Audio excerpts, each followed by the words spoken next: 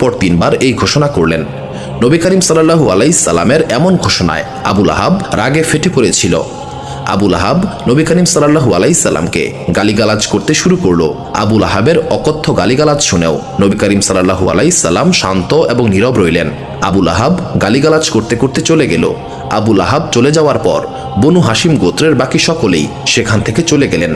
ইতিহাস থেকে জানা যায়, পরের দিন নবী করিম সাল্লাল্লাহু আলাইহি সাল্লাম নিজের ঘর থেকে বের হলেন। তবে এবার তার লক্ষ্য বনু হাশিম গোত্রের দিকে নয়, বরং এবার তিনি সরাসরি কাবা ঘরের উদ্দেশ্যে যাত্রা শুরু করলেন। কাবা ঘরের সামনে সাফা নামের একটি পাহাড় ছিল।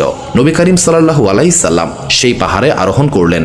কিছু কিছু বর্ণনায় উল্লেখ করা হয়েছে নবী করিম সাল্লাল্লাহু আলাইহি সাল্লাম আবু কুবাইস পাহাড়ে আরোহণ করেছিলেন। তবে বেশিরভাগ বর্ণনায় সাফা পাহাড়ের কথাই বলা হয়েছে। এই দুটি পাহাড় একে অপরের মুখোমুখি অবস্থিত।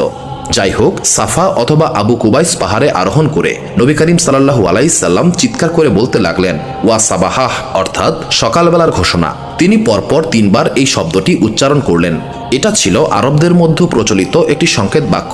তৎকালীন সময়ে মক্কার বাসিন্দাদের জন্য খুব গুরুত্বপূর্ণ কোনো বার্তা পৌঁছানোর প্রয়োজন হলে এটা এমন এক সংকেত ছিল যা জীবন মৃত্যুর পরিস্থিতির জন্য ব্যবহার করা হতো। যেমন মক্কায় যদি কোনো অগ্নিকাণ্ড ঘটত বা বন্যা হতো বা কোনো শত্রু আক্রমণ করত, তবে এই সংকেত শোনার পর সবাই সাফা পাহাড়ে উপস্থিত হতো। যখন আব্রাহা মক্কা আক্রমণ করেছিল তখনও সাফা পাহাড় থেকে এই বার্তা ঘোষণা করা হয়েছিল। নবী করিম সাল্লাল্লাহু আলাইহি সাল্লাম যখন ওয়া সাবাহাহ ধ্বনি উচ্চারণ করেছিলেন তখন এই ধ্বনি মক্কার দূর দূরান্ত পর্যন্ত ছড়িয়ে পড়েছিল। এরপর তিনি প্রতিটা গোত্র এবং পরিবারকে ডাকতে শুরু করলেন, হে বনু হাশিম, হে বনু মাকদুম, হে বনু উমাইয়া। নবী করিম সাল্লাল্লাহু আলাইহি সাল্লামের এই ডাক শুনে প্রতিটি গোত্রের মানুষ সেখানে জড়ো হতে শুরু করেছিল। যেই সমস্ত গোত্রের লোকেরা সেখানে উপস্থিত হতে পারল না, তারা নিজের প্রতিনিধিকে পাঠিয়ে দিয়েছিল।